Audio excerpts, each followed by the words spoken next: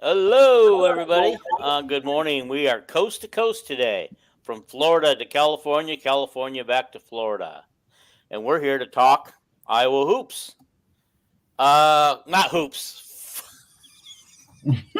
This is what you guys get for making me prepare my speech. We're here to talk Iowa football and specifically versus Nevada this week. Okay. But before we get started, we want to ask you to check out Cincy by Terry, who is our sponsor. Her link is up there. In the background, I've got you can actually see it, I think, in the camera if you look real close. No, you can't. That's Paul I'm looking at in the background. My 49ers, Cincy, warmer. And today it's smelling like Man Rush again. What's that called? NFL Rush? Or I something think like it's that? Gridiron Rush. Gridiron Rush, yeah. It smells just like, you men, some of the body wash we use when we're in the shower. It smells just like that when you step out of the shower. It just got a nice manly scent to it. Sometimes I use some fruity scents, but You can see my gray warmer in the background there on the shelf behind me. So yeah, I was thinking that was mine at first, and then I go, oh no, wait a minute, no, that's Paul. All right, guys, let's get started. I wanted to kind of get started a little bit with the comments that Kirk and Spencer made that kind of got everybody in an uproar this week on their presser this week. And Kirk basically said, I'm the coach, I make the final decision, and that it stands. Right? Okay. So I'm just paraphrasing it because I don't have his exact quote right in front of me. However, this is when Chad Lysico pressed him about when Kirk had said earlier in the interview that Spencer won the job by his body of work. Chad pushed him on what the body of work was because Chad pointed out that did the body of work include Spencer's last 6 starts, which included the team scored 7, 7, 3, 7, and 17 points and went 1-5 in those games that he started, those last 6 games. And that one win was against South Dakota State where we needed 2 safeties to win the game. Okay? And he pointed out that Padilla's 2 full starts, Iowa scored 27 and 33 points. So he asked if that included part of the body of work. And you could tell that it caught Kirk off guard a little bit. And, Kirk pushed back a little bit, but not too much. He just kind of sidestepped the issue and said, well, there's more to it. And, he's still the head coach. He still makes the final decision.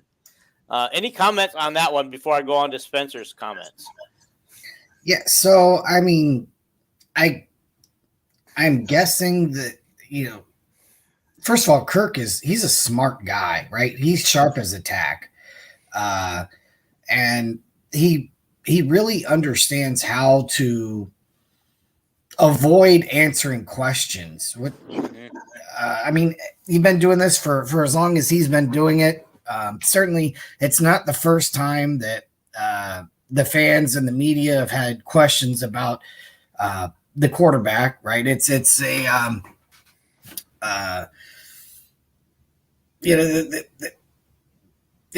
what it is at Iowa. Everybody wants to see the backup quarterback, and mostly because you look around what other teams around the country are doing.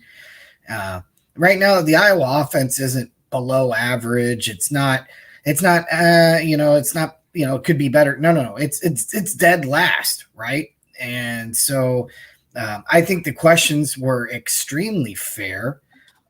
It's probably the first time that I've seen the media really push back on Kirk on an answer that he gave in a way that you could read Kirk's body language. You could read kind of his mannerisms as he was answering that. And you could tell that he didn't like it.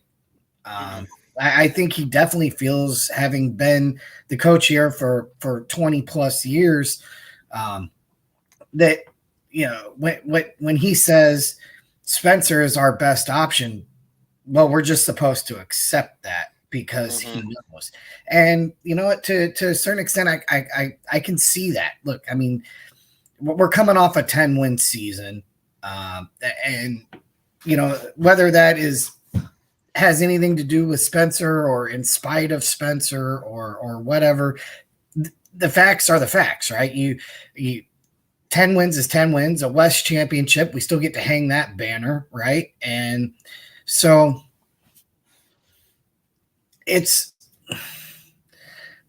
I appreciate what Chad did, right? Because I think that the question had to be asked, and I think it had to be answered. And, at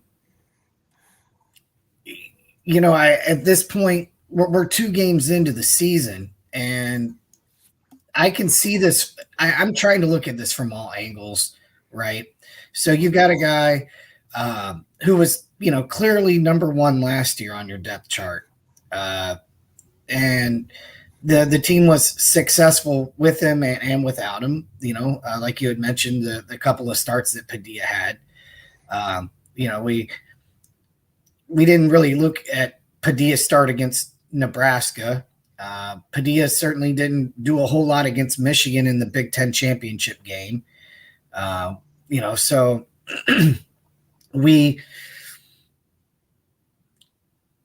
what we haven't seen from Padilla is an opportunity to play against some lesser competition, like an FCS team, MAC level competition. I don't want to say Nevada, but I will. I don't want to. But I mean, we've seen Padilla play against Big Ten West teams that are familiar. We've seen him come in and try to salvage a second half of a Big Ten championship game. To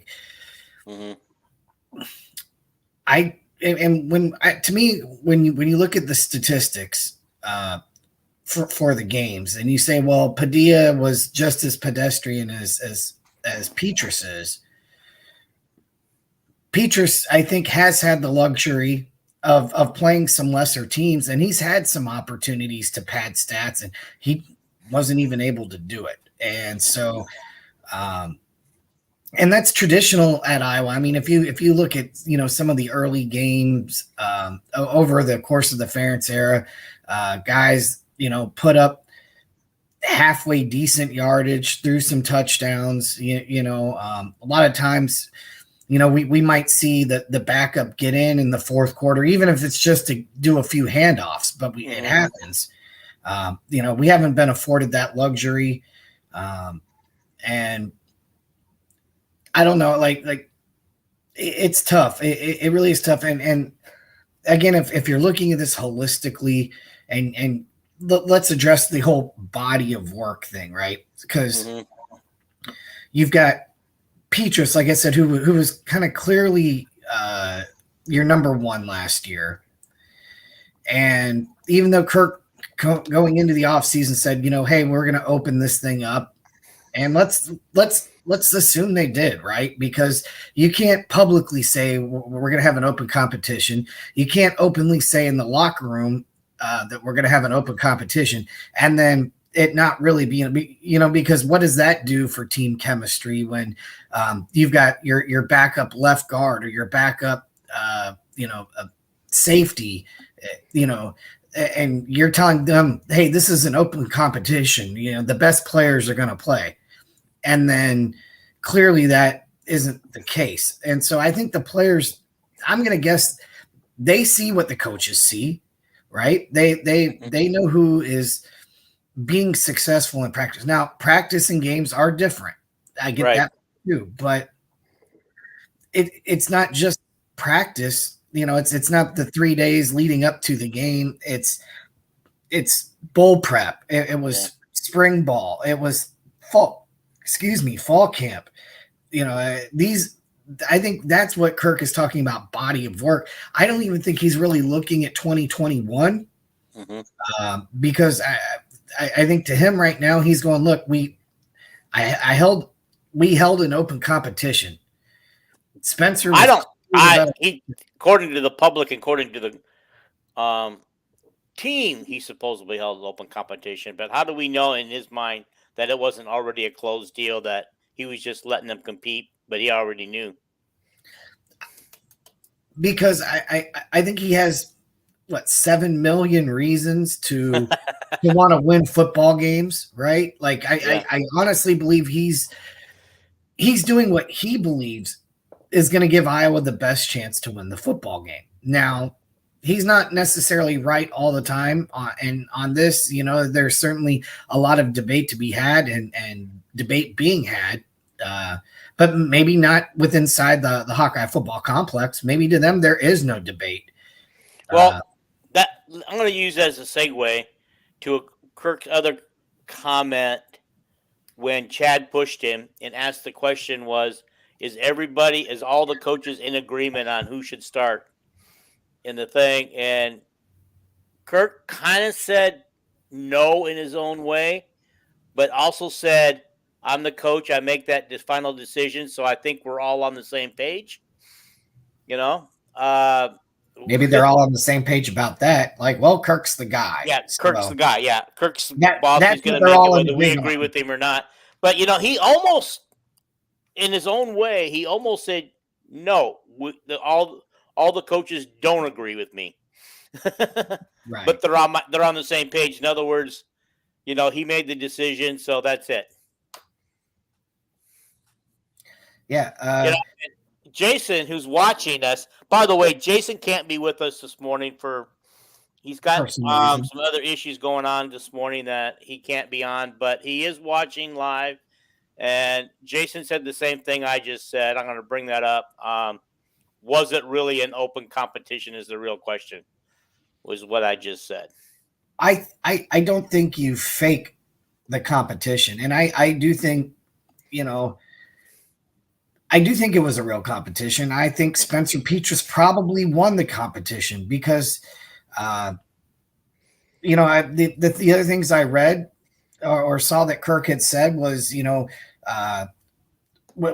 the guys were healthy, Vines and Reganey, Johnson and Bruce, and the offense at times really was clicking, and now, I mean, with the guys we're trotting out there, I really just feel like he doesn't think that it doesn't really matter who we trot out there, that it's not going to get a whole lot better. And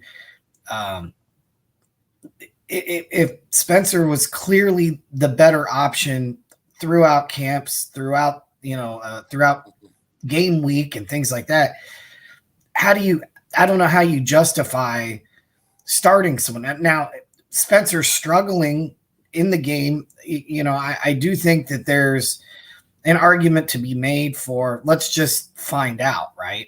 And again, so I definitely want to try to look at this holistically, and and Spencer absolutely has struggled.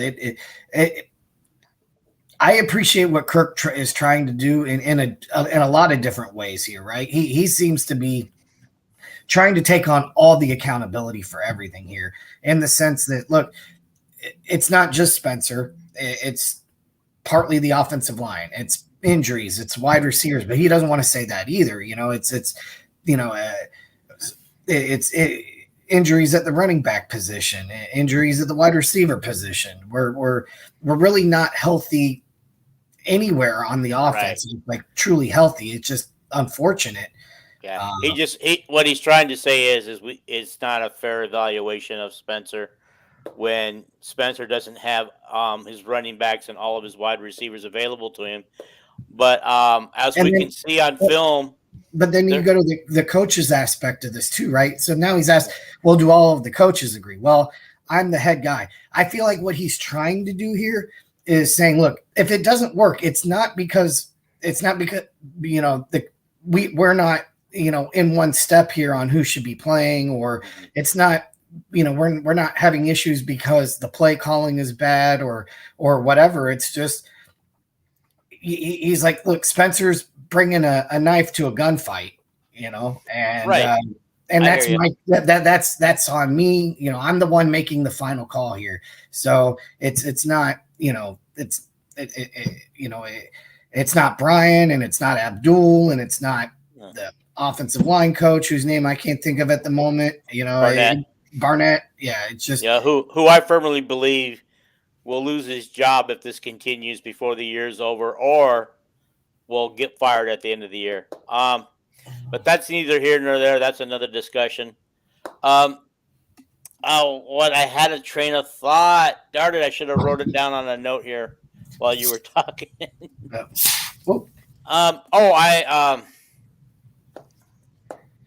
I had it and it left. It must not be important. What did you spill there?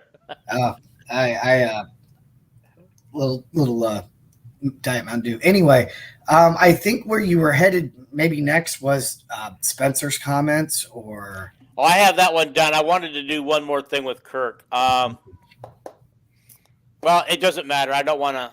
I wish I could remember it. I should have wrote that one down, but I didn't. Spencer. His comments were basically he doesn't give a crap about what the fans think or what the fans have to say, which honestly, that stirred a lot of people up like, oh, he doesn't care about us. No, in order for Spencer to focus, he needs to focus on the game. He shouldn't even be on Twitter, reading what people are writing on Twitter or on social media. He needs to focus on getting improvement in the game, which is what he said he's doing. He's trying to focus on his game. And if he's angry about what's being said out there, but he can take that anger and make it a positive thing and just say, hey, I'm going to use this anger for something positive. I'm going to go out and show these fans that they're wrong.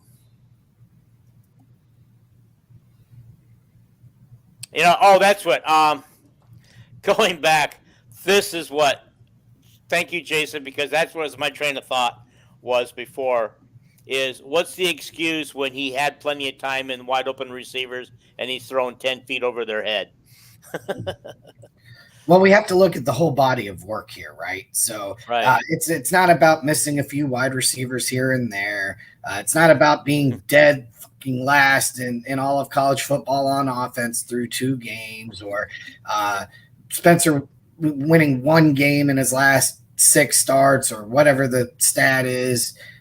It's not about having 1 touchdown and 8 interceptions, because we know he doesn't turn the ball over.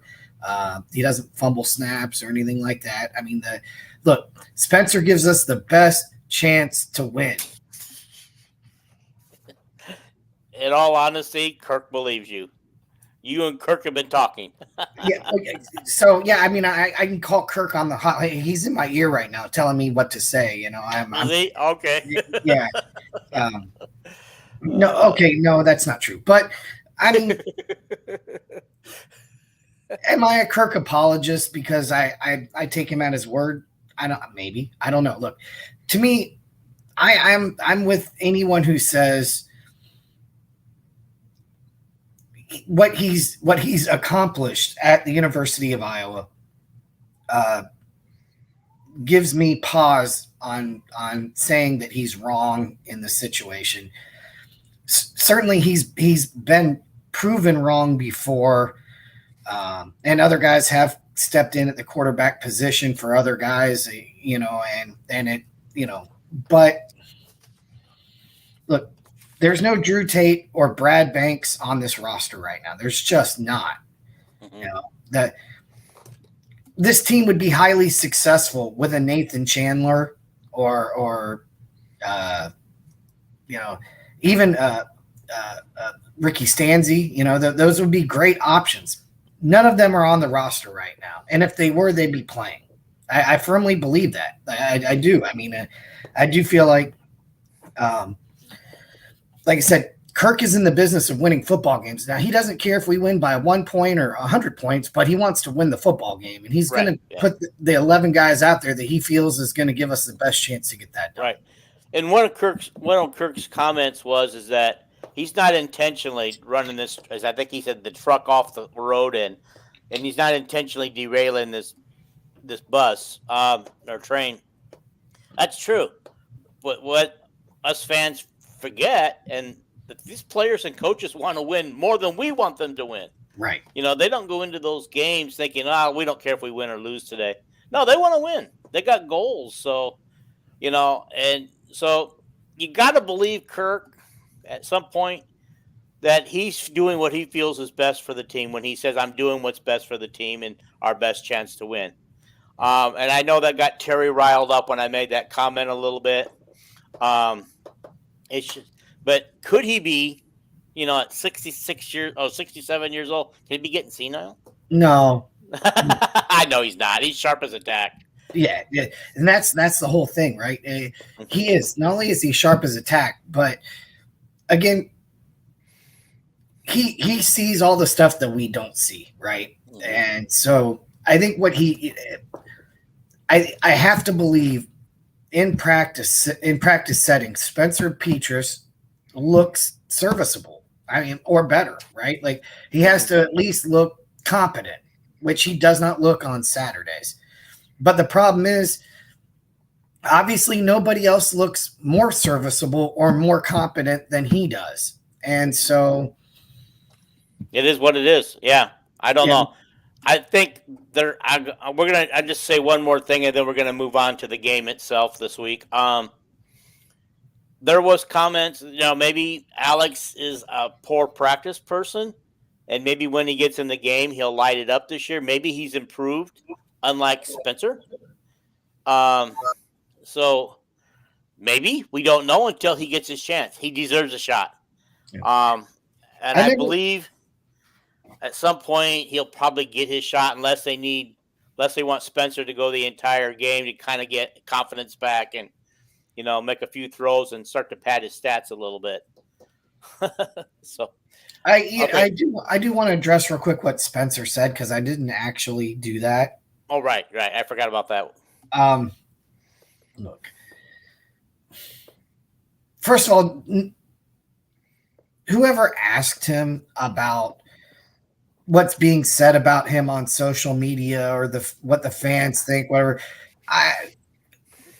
what's he supposed to say, right? Like, hey, this is what's being said about you on Twitter, which is a cesspool of hate and vile, disgusting people. It is what it is. It's not the town square. It's mostly bots and stuff, but okay.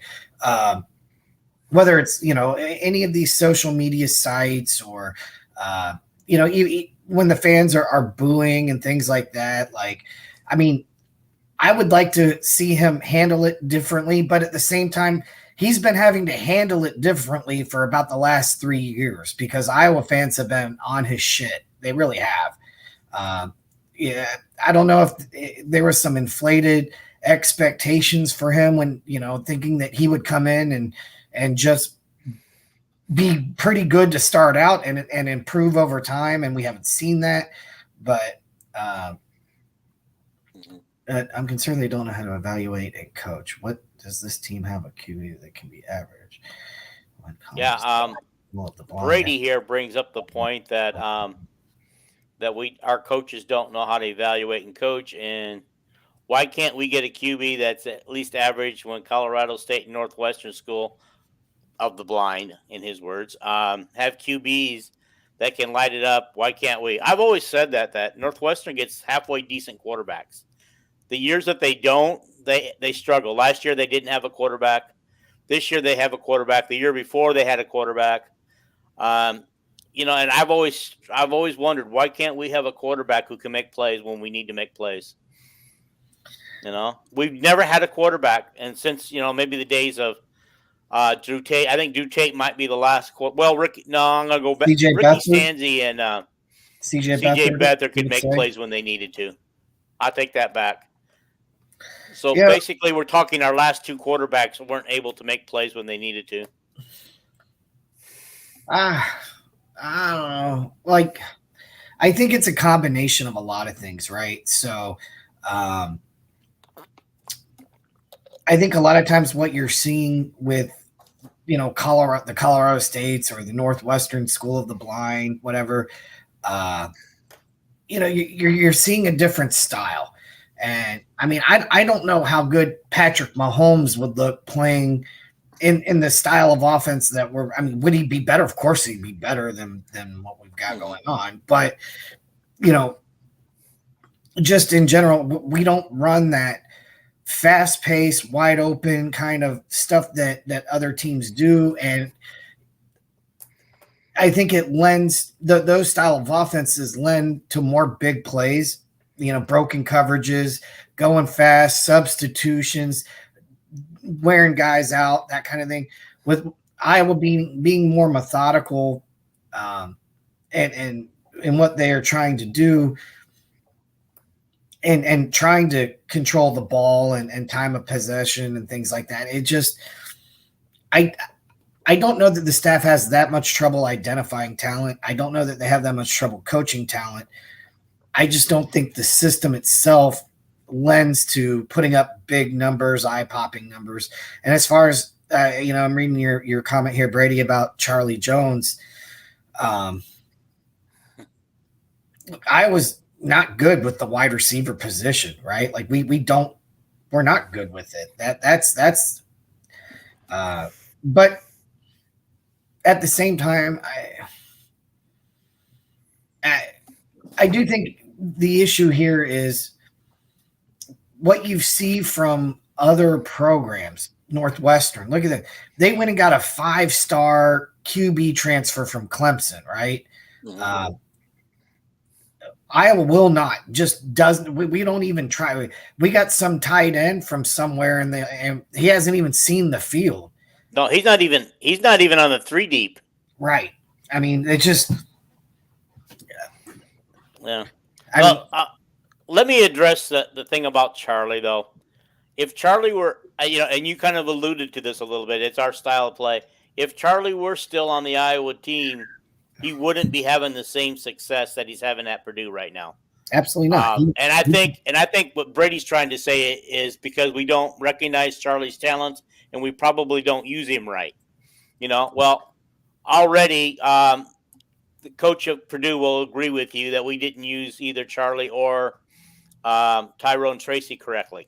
He's already come out and made digs publicly about that. But that's just not Iowa's style. Arlen Bruce is right now is our top receiver, and he's only got 6 catches on the year. Arlen Bruce is also a true sophomore. I just want to throw that out there too. He's got another year or two of development. This is the point I'm trying to make is they're not going to throw like Charlie. If Charlie's best friend and partner that he grew up with wasn't Aiden McDonald or whatever his name is, the quarterback at Purdue. If they weren't besties and hadn't spent this all summer running routes and stuff, Charlie wouldn't be having the same success this year that he's having right now. Honestly, it is nice to see that he's having the kind of success he is because that's what he wanted when he went there. And so that's what he wanted when he went there. I honestly didn't think he'd be getting, as many catches as he did. I thought they'd use him, but I thought 4 or 5 catches a game, which was more than he was getting here. Well, my concern. I'm not going to blame Charlie. I wish we still had Charlie, but I'm not going to blame him for doing what he feels he needs to do to get to the next level. Yeah. Which is the NFL. He really wants to get there. I do think it's really unfair to broadly say that the staff wastes talent because, I just saw the stat before we got on here that Iowa has like the 10th most players in the NFL right now. I think at 31, I think is what I saw. We have the 10th most, 4th most in the Big Ten. If Jeff Brom was some great evaluator of talent and user of talent, they wouldn't be well behind Iowa and guys in the league, right? Mm-hmm. And when was the last time Purdue went to Indy for anything other than basketball? So, and we beat them in basketball. Yeah, we beat their ass in basketball. So, boiler up, bitch. Enjoy that, Tyrone. Mm-hmm. Anyway. I like this. It says, and Arlen Bruce should have the same stats as Charlie. Nobody has been able to cover him. It's all on the key. That's correct because, as we pointed out, he had 11 targets his way on Saturday's game against Iowa State, and he only got one catch. Only one of those, and only one of those other 11 targets was catchable by him, and that was on Charlie. Yeah. He dropped one that he should have had in his hands. But other than those two, the rest is on Spencer. Let's move on to the game. Well, I was going to make a point real quick, and then go ahead. Yeah, go ahead. Is the staff knows how to identify talent and football talent. A lot of times it's just on the other side of the ball, right? I mean, and that's why you're seeing, we have this elite championship level defense. But do we have some guys on that side of the football that could absolutely help us offensively? Yeah, I think we do. But, I don't think Kirk is willing to say, okay, well, let's be average on offense and average on defense and good on special teams. I think he prefers to say, look, I want to be elite on defense. We just need to be so on offense because the defense is going to, help us, and the special teams are going to help. At the end of the day, we're all upset that we lost to Iowa State. Certainly, statistically speaking, I'm willing to bet it's probably never happened in the history of college football that a road team has 2 punts blocked and turns the ball over 3 times and wins on the road. Like, it just statistically that just should never happen. I don't know that. I'm sure that it probably never has happened. Right. I agree with you. If not for a 99-yard drive and a questionable catch on the sideline to extend that 99-yard drive that they let go. Also, yeah. And I think also we had a late hit against us on that same drive, too, that extended the drive. But you know what? So they got some help from the Big 12 refs. I'm not going to put the blame on refs because I never want to. But I will tell you on that particular drive, the refs certainly didn't help Iowa. When, Iowa State on that questionable call, I think they knew that they weren't in bounds on that receive. That's why they went and did a quick snap, and refs let it go. Iowa did that on their catch, kind of a circus catch. I don't remember who made it. It might have been It might have been Wick. Made a circus catch to extend our drive. And we went up. We did a quick count. We snapped the ball, and I think he clocked it. And the refs went over and said, no, we're going to go back and review the previous play, even though you've already snapped the ball and put the ball in play. Well, that was just like, okay, what's the double standard there? Fortunately, they let the thing stand. The refs didn't fumble the ball at the goal line. No. At worst, we all still, most of us, I'm not sure you do, still think that the ball touched the plane, which I believe it did. And then it got fumbled after that, after he pulled it back, because he pulled it back to kind of protect the ball, and when he did that, he lost it. The worst that should have come out of that play can't remember, it either been 3rd and 1 or 4th and 1 at the goal line. I don't remember what that was, if it was 2nd or 3rd down when he fumbled the ball. Okay, so now can we move on? We can, but not before we talk about Cincy. Go for it. All right. So, everybody, as we alluded to at the beginning of the show, we are sponsored by Terry's Cincy by Terry. Cincy is basically, it's what it sounds like. It's scents, right? So it's waxes, it's cleaners, it's soaps, it's lotions, you name it. If it smells good, Cincy probably has it. There's all kinds of stuff. There's pet supplies. There's just lots and lots. What I happen to have here with me today that I will show off to you, if you can see it, is a counter cleaner. And this is the Sun-Kissed Citrus counter cleaner. It smells like Fruit Loops, if I'm being totally honest. But it does make your house smell good. If nothing else, I recommend everybody, go on the website, buy something, and send it to the Iowa football program, because right now the offense stinks. So they need a little sweet smell in there, buddy. Yeah, maybe what they need is some sun-kissed citrus there in the locker room. So anyway, visit the website. There are specials. There's items that are go in and out by season, and there's special pricing on a lot of things. I definitely do. We obviously, we have this. I've got the these are the waxes here. I've got the wax burning in the background or melting in the background. It's not burning. No, not burning. Smelling. It's melting and smelling up the aroma. Yeah. So, I mean, we're dudes. We use the stuff. It makes great gifts. Your mom will love it. The holidays are coming. There's pumpkin spice scents. There's all kinds of fall and winter scents that'll be coming. And so I check it out. That's all we ask. Give it some clicks. I know you can put together gift packages, things like that. The ladies love this stuff. They absolutely do. So, and if you have an opportunity to do business with a fellow Hawkeye fan, do that. Don't go to Walmart. Don't go to Target, whatever.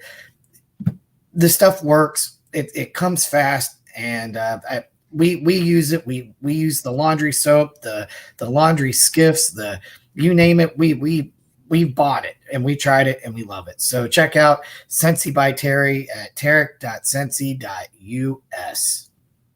Cool. All right. Good news this week for the game. On Kirk's Wednesday night show with Gary Dolphin, he said that both Reganey and Keegan Johnson should be available to play this week. However, I'm going to bet, given Kirk's previous history, that they don't get a lot thrown their way and don't get a lot of targets and don't get a lot of snaps. Snaps is when they don't get any targets and they're still in the game. Because Kirk's got a history of not rushing back people who have been injured. He did say that they both were practicing at full goal this week. And honestly, though, with the offense the way it is, can he afford to bring them back slowly? He spent 3 weeks bringing back Brody Breck slowly. And Brody, does he even have a target in 2 games yet? So here's the I thing. don't even know. I haven't even looked. I'm going to play ignorant on that one.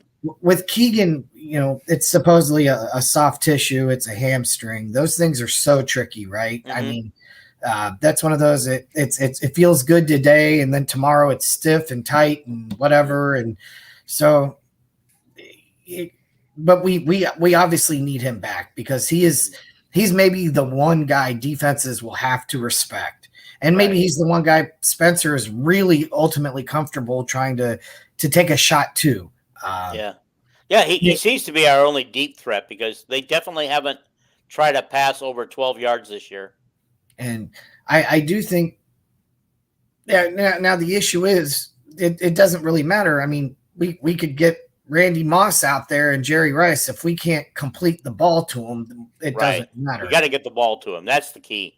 And and Spencer's just not doing that. I mean, I don't want to harp on Spencer because, by all accounts, the guy's trying. He's trying. Right. He's not out there purposely throwing balls unless he's on the take and we don't know about it. But I doubt that.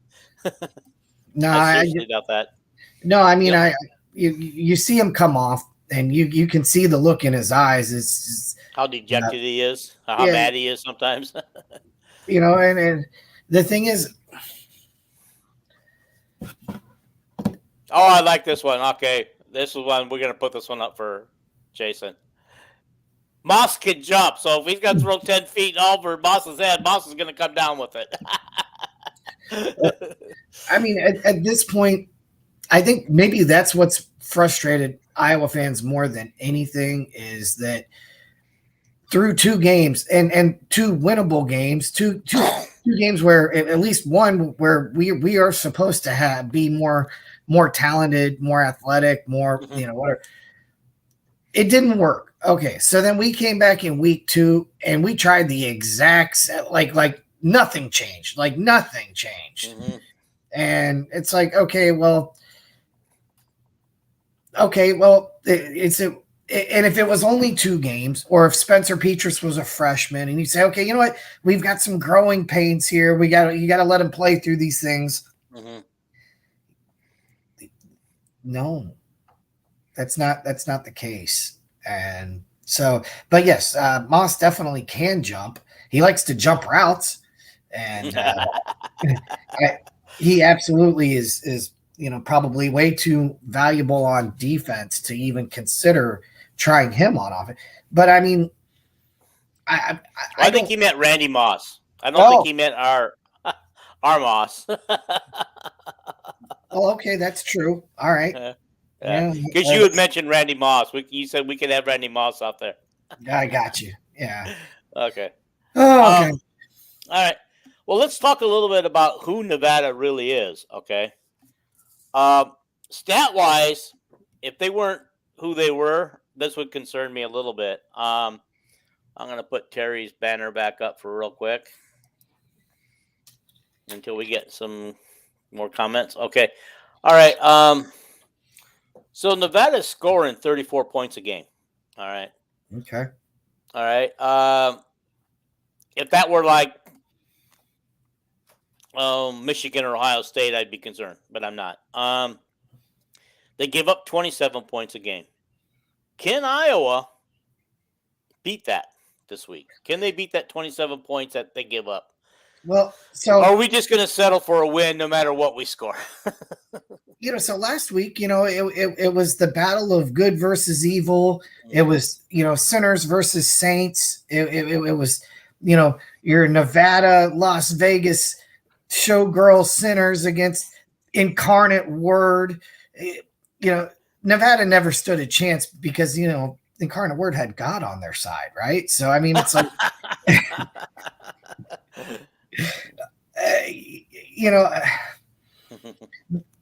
I've seen, and I'm going to give credit here to Iowa's rival site, HawkeyeReport.com. They had, I think it was Tom Kackert, had a thing on the front page of their, I was scrolling through on where Nevada's players were as recruits, and between their offense and defense, I think they have 3 or 4 3-star guys, and everybody else was just unranked, unrecruited. Like, seriously, they're a YMCA football team. I think there was more 3 and 3-star guys and higher level 3-star guys on South Dakota State's team. Yeah. Okay. Well, they've also scored 9 touchdowns. They've given up 2 touchdowns.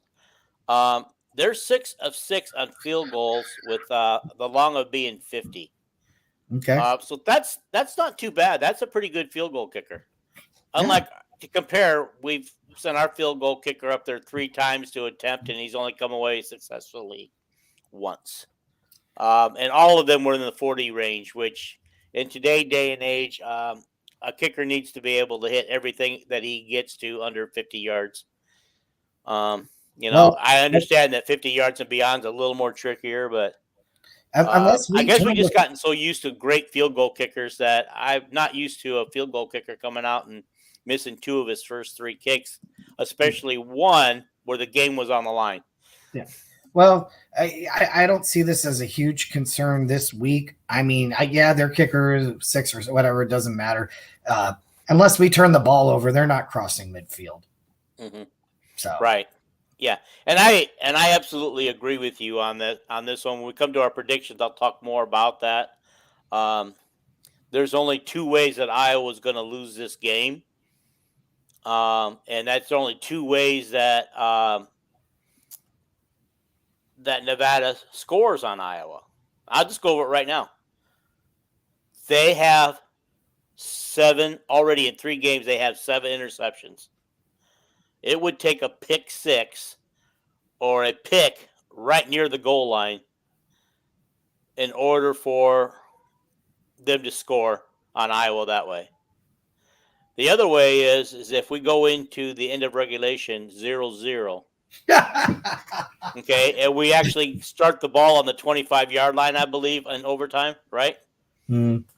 I think so. I think it's 20 or 25-yard line they start the ball and give you a certain amount of plays to whatever it takes to get into the end zone.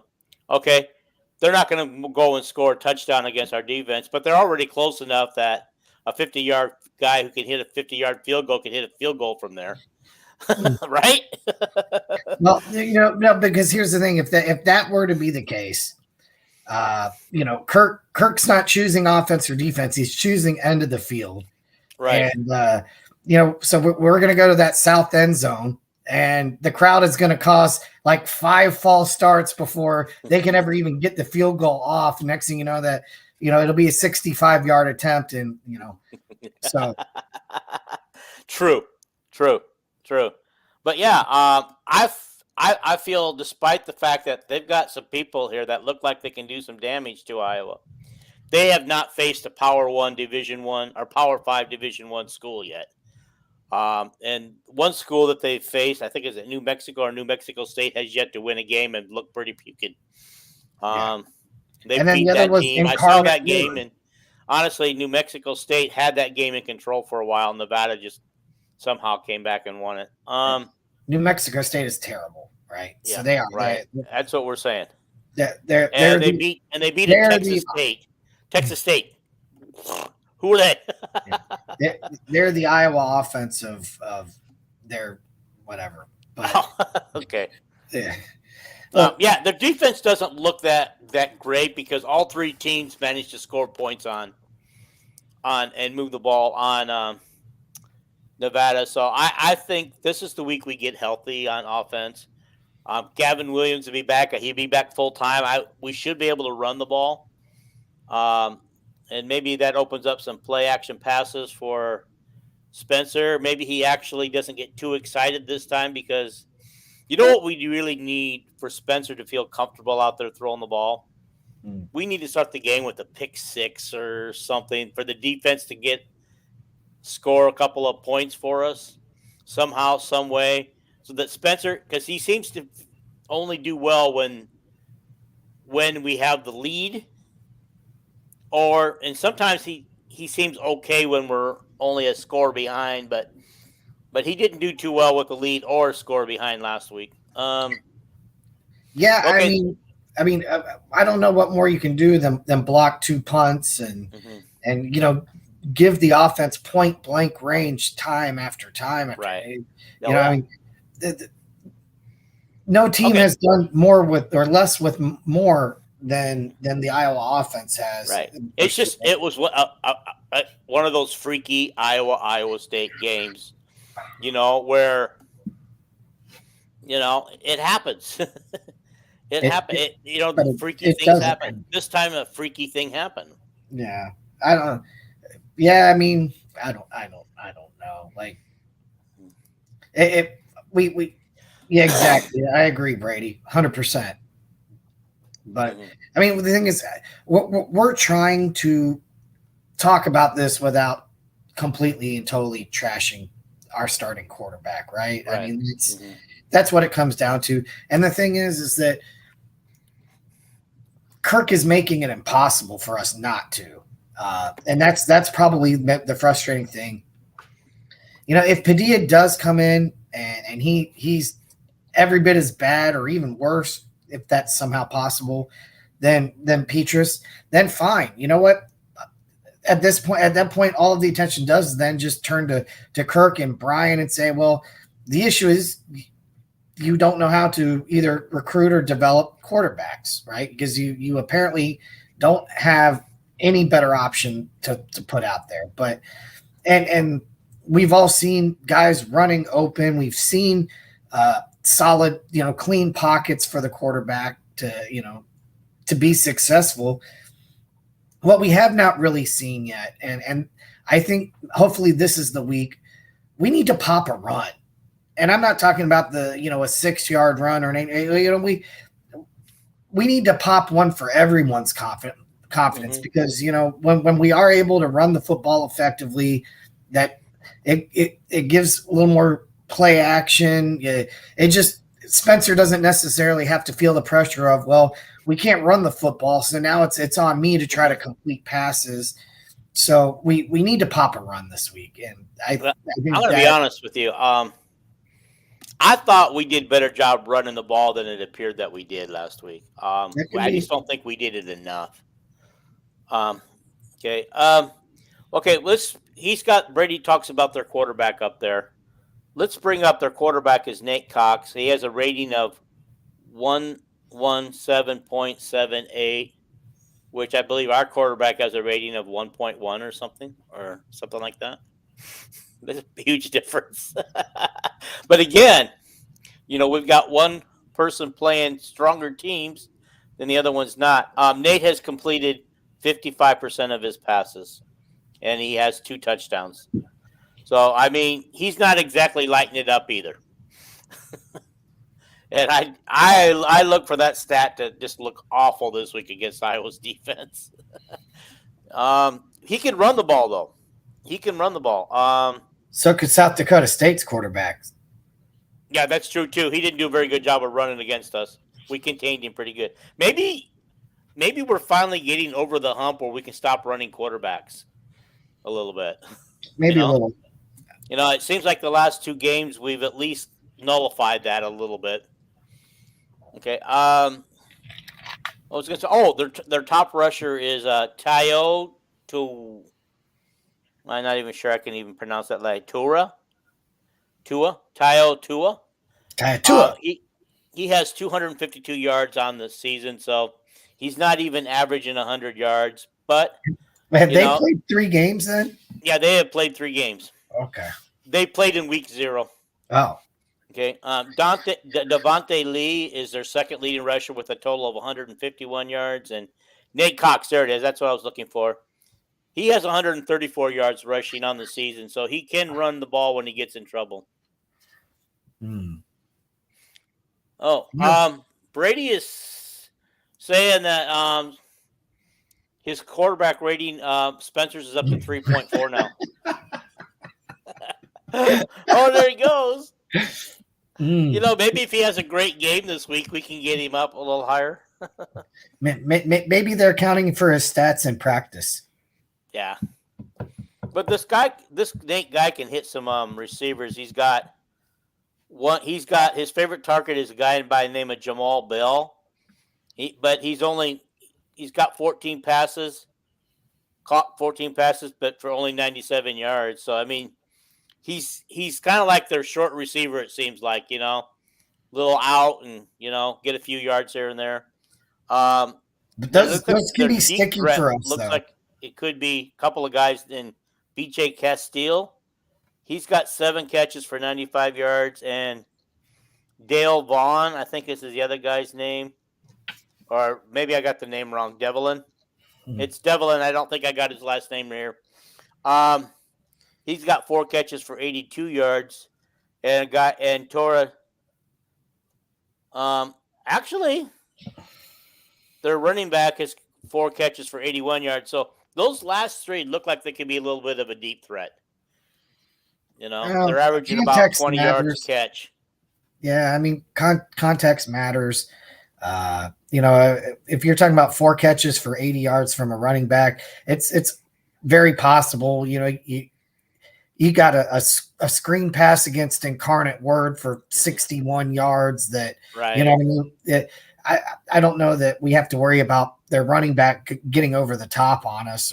I mean, it's possible. I don't know. It could have been a wheel route that I have no idea. I haven't seen any tape on. Well, here's another good thing too. If we get to play the field position game with our own Taylor,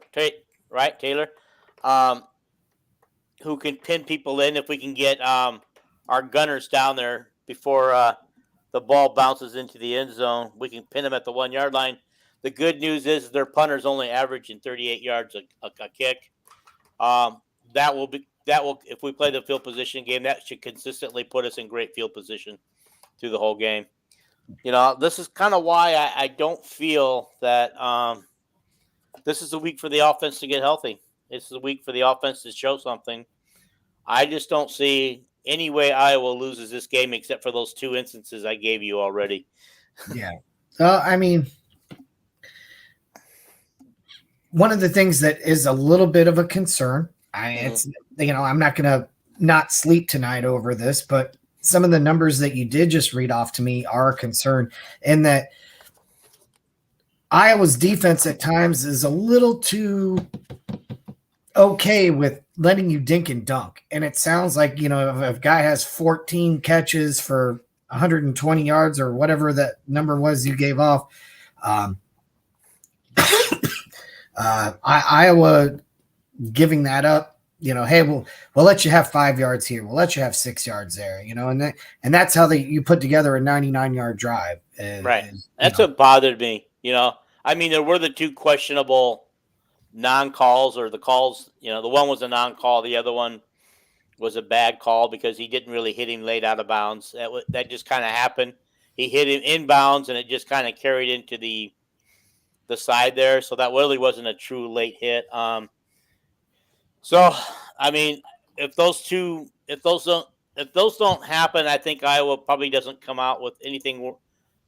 They don't come away with a touchdown. They come out more with a field goal attempt, maybe.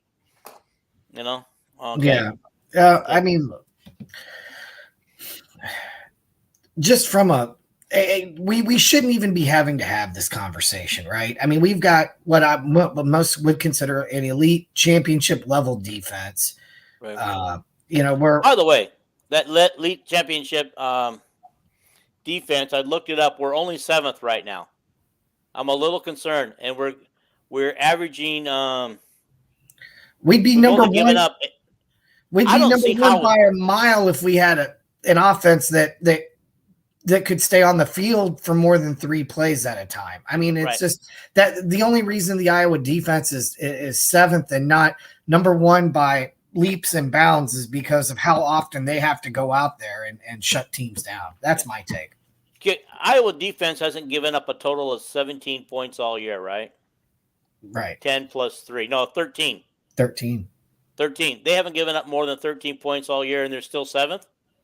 Right. How is that not put them right up there around 1 or 2 or something like that? Is everybody else playing the Sisters of the Poor? and not giving up any points? We played the Sisters of the Poor. We couldn't score any points. Yeah. We couldn't move the football. I mean, I issue. think we're only averaging giving up 81 yards a game, I think is what I saw. Anyway, that's neither here nor there because I didn't write those stats down. I should have. Yeah. Right now, LaShawn Williams is our leading rusher with 38 carries for 106 yards with 2.8 average. Caleb Johnson is 7 for 13 yards. Only 13 yards, guys, for 1.9. This is the guy that's supposed to come out and really show us something. So Arlen Bruce has rushed for 3 times for 3.7 yards. So here we got a receiver who's averaging more yards per carry than the 2 running backs we put out there. And Gavin Williams, now this guy you'll like. He only carried 2 times last week for 10 yards, but that's a 5.0 average. If we can get him to do 5-point average every time he gets off the ball like that, our running game should get healthy again. And again, we haven't popped a single run for more than 10 yards, right? And right. I'm not saying we need to pop a 60-yarder off, but boy, does I would say if you look at most teams' rushing averages, right, they're going to average about what Iowa is averaging, except once or twice a game somebody pops off a 15, 20-plus yard run. And when that happens, obviously that moves this, that moves your yards per carry and things like that. And so that's what's missing right now. The 2 and 3 yard carries aren't, they're not. We're not doing a ton of negative plays.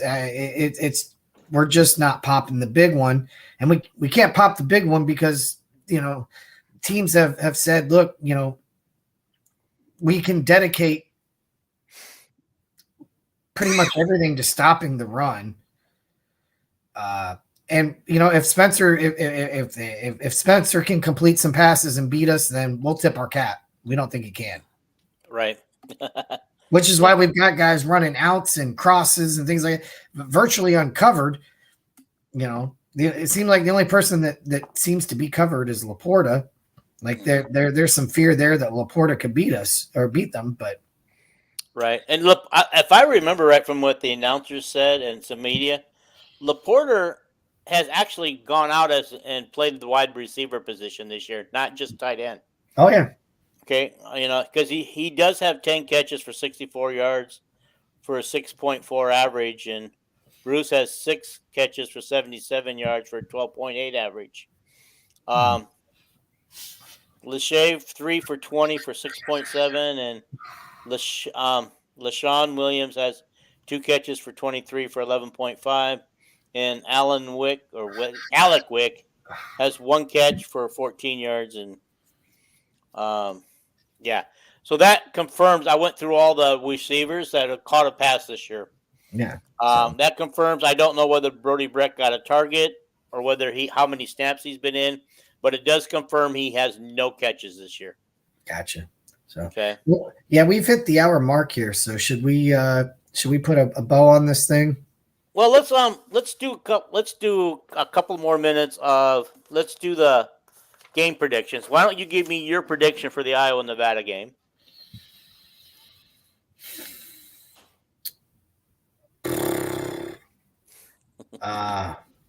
Man, this is tough. It really is. I mean, I don't know what to expect.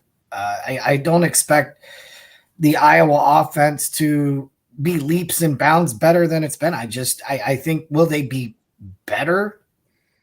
I think they gotta be, right? Like, but what does that look like? I don't think Iowa covers the spread. How about that? I mean, I think 20-3 Iowa winning, 23-6 maybe. Like, I don't see them covering. Yeah, I see you defense. And I are kind of on the same page there. I've got Iowa 23-0. I mean, should the defense come up with a pick 6 or 2?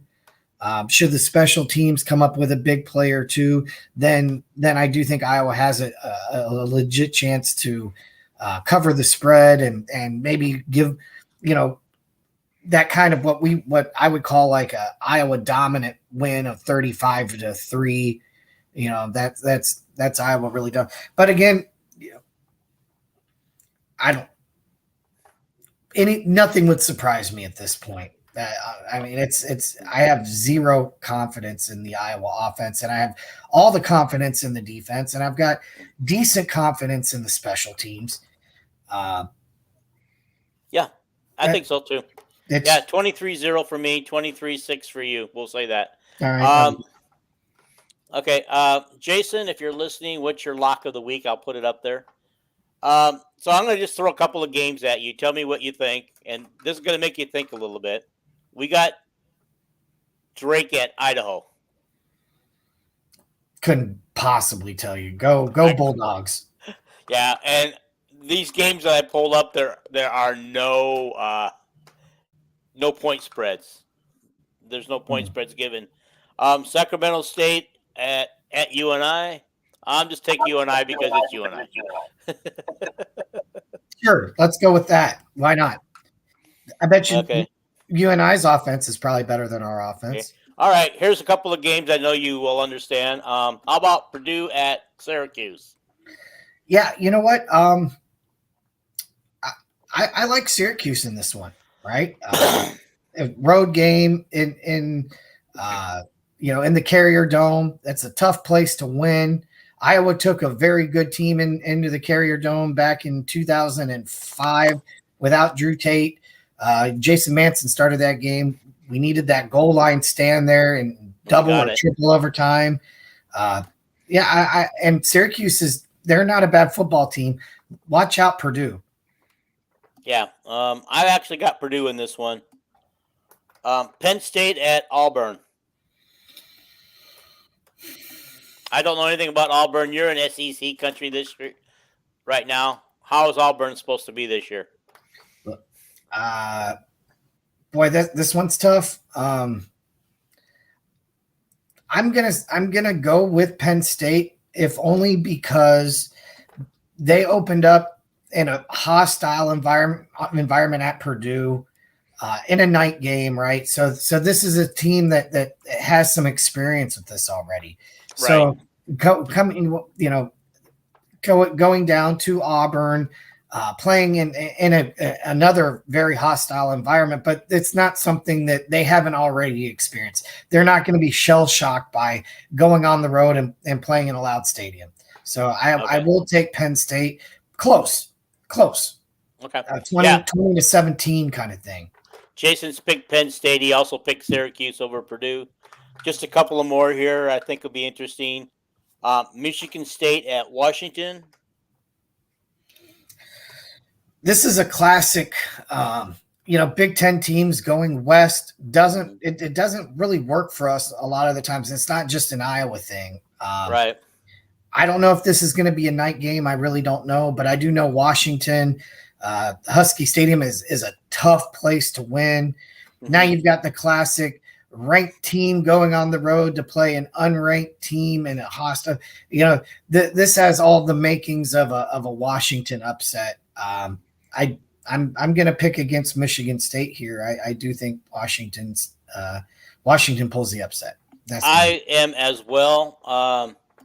Colorado at Minnesota. I'm just picking Minnesota right now until Minnesota does something stupid to prove me wrong. They're my current favorite to win the West. Colorado is not a good football team. Right. If Colorado and Nevada could play, it might be entertaining. Yeah. Give me. Okay.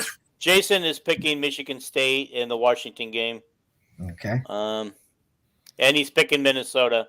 Yeah. Okay, final game. The big one of the day. Oklahoma at Nebraska. What's your pick? Ooh.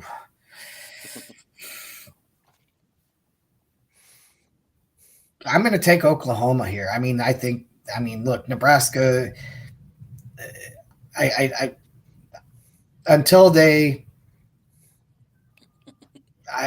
have no idea what to expect from them at this point.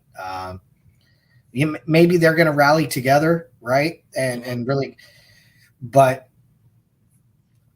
right. I'm going to take Oklahoma. I think that they're a much better team. Right. Oklahoma should win this game against Nebraska. A couple of the predictors out there are picking a closer game than we think. They think Nebraska is going to rally around their new coach, their new temporary coach, and and maybe when they're not being browbeaten and thrown under the bus, they'll respond differently. Who knows? Right. Maybe they don't respond to a Scott Frost type of coaching. Will there be maybe they respond to somebody else. Who knows? I really don't know at this point nobody knows how this team's going to respond until they get on the field against Oklahoma. I'm still picking OU because right now they are the better team than Nebraska. But it wouldn't shock me if Nebraska found a way to win this game and rally around their new coach. Nebraska went on the road to Oklahoma last year and gave them a fit, right? Right, they did. Yeah. So OU in this one. Okay. Those are a couple of the games I thought looked interesting that I wanted to pick out. Jason has another comment.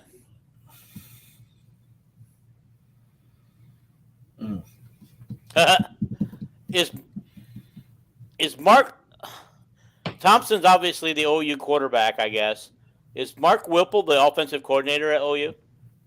I don't even know who's coaching that team. I think Whipple is the offensive coordinator at Nebraska. Oh, okay. Is Thompson the quarterback? He was their transfer quarterback from Texas. Oh, okay. He's Nebraska. Okay.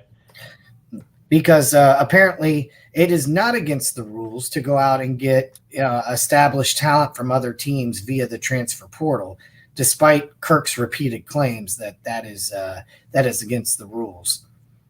It's not against the rules. He's done it, but he gets like one, maybe two players a year out of the transfer portal. And the thing the thing I want to point out is he's not been burned by the transfer portal. Corey Kronk, okay, who could have predicted his injury? The guy was still trying to get on an NFL team this year with somebody. The Jaguars. Make it. He made it through camp. I think he might even be on our practice squad. Okay. And Mackay Sargent. So that still wasn't a bad choice. Even though the guy was injured and also didn't perform very well before he got injured. So it still wasn't a bad choice. He still got an NFL caliber player out of that, and I can't remember who the other guy was he got that year. One was on offense, one was on defense, but that guy's playing in the NFL. Is Mekhi Sargent still? Who did he play with right now? The Jaguars, and he's on. Is the he still there? Mm-hmm. Is he on the practice squad, or is he actually on the? Him and Kronk are both on the practice squad, if I'm not mistaken. So okay, all right. So that was another transfer. Well, that wasn't really a transfer portal as much as it was a transfer from a JUCO school. right. But yeah, I know that people are getting upset. I was listening to a podcast yesterday. Yesterday I was listening to a podcast that forgot where I was going with that. What were we just talking about? I'm trying to tie that in. Transfer portal? Yeah, the transfer portal. That there were plenty of these were Iowa media that they felt there was plenty of good quarterbacks in the transfer portal that's better than anybody we have on the roster, and why Kirk is so loyal sometimes that he's afraid of making people mad that he won't go after a transfer portal quarterback. Well, you have to understand, we have a very complicated offense. And if we're bringing in a guy, he needs 6 years to learn the system. You need 2 COVID years, a red shirt year, and a gray shirt year. And, and then maybe by then you might have a rudimentary grasp of this complicated scheme. Yeah. Casey, the return of Nico only helps if he can actually get the ball to Nico. And the same with Keegan, because Keegan's also available to play this week. I'm going to say it will help. And one, having somebody that Spencer has confidence with, right? I mean, that helps. A guy that he kind of feels like will be where he expects him to be and be able to put the football where so there's a trust level there with Nico. Yeah. And it can only help Arlen Bruce to have another guy out there that. Oh, it has to, yeah. Because that poor guy was probably, well, he was wide open a lot of times, but But that poor guy is probably he's their only threat right now, along with Luke Lachey and Laporta. Right. So yeah, I do think to answer the question, it will help the offense. But what are we talking about here? What does help mean in the context of here's the average offense. Here's 50 pile of shit.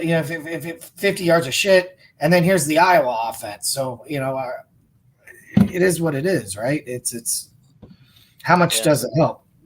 All right. Well, as you said, we've gone past an hour. We usually like to try to hold it to around an hour, give or take a couple minutes. We should probably put a bow on it and wrap this up. And don't forget to support our sponsor, Cincy by Terry. Her link is right there. I'll put it in the description when I put it on YouTube later. Or it's on YouTube right now. Never mind. When I put it on Facebook, it'll be in the description. There it goes. Okay, there we go. That looks pretty good. You did a good job on that. So this is again, this is Counter Cleaner. Hey Dean, it's always good to get on here and vent a little bit. This is about as disappointed as I've been to start a football season in a long time. And it's not that we've lost to Iowa State. I mean, that happens, right? Like you said. Right. But I don't think any of us were upset about the loss to Iowa State. I mean, yeah, we would like to beat them, but I think it's all about how we lost. I think what the problem is. Yeah. Because you lose games. We lost to Purdue.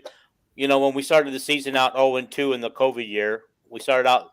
And I think everybody was calling for Petrus's job then. They were calling for Kirk's job then. And then all they did was rattle off 6 straight wins to finish the season.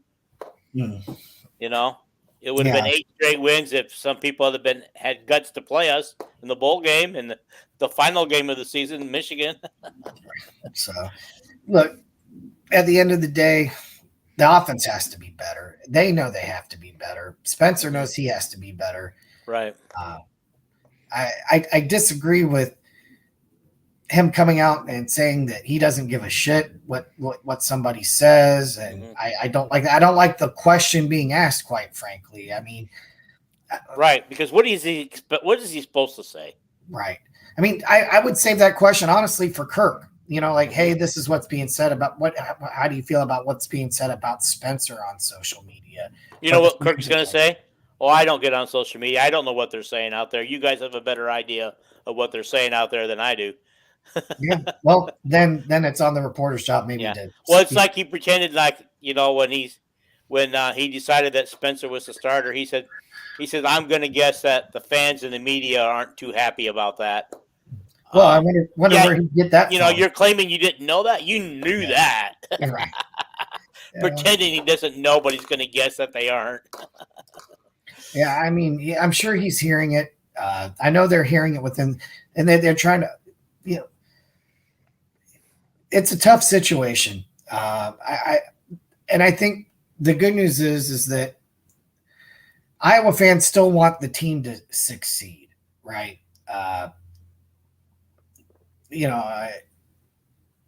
And we can be mad enough about this because we care. It's always more dangerous if it gets into an apathy situation. Go look at Iowa basketball under Licklider, right? Where fans went from being angry and whatever that we weren't to just not caring. Mm-hmm.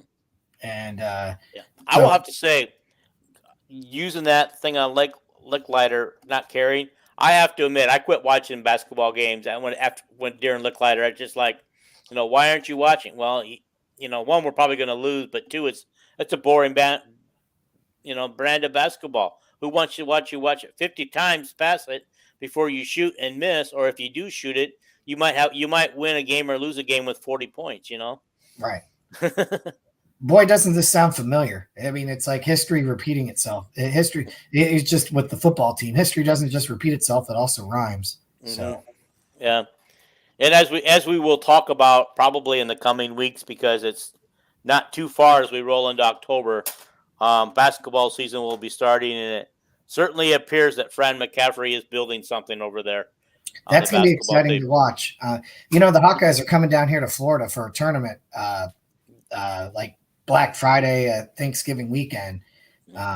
It's about a 4-hour drive. I don't know if we're going to make it over there or not because of my work schedule, but I definitely want to try. But we'll see how. I can't wait for both the football team and the basketball team to start traveling out to USC and UCLA.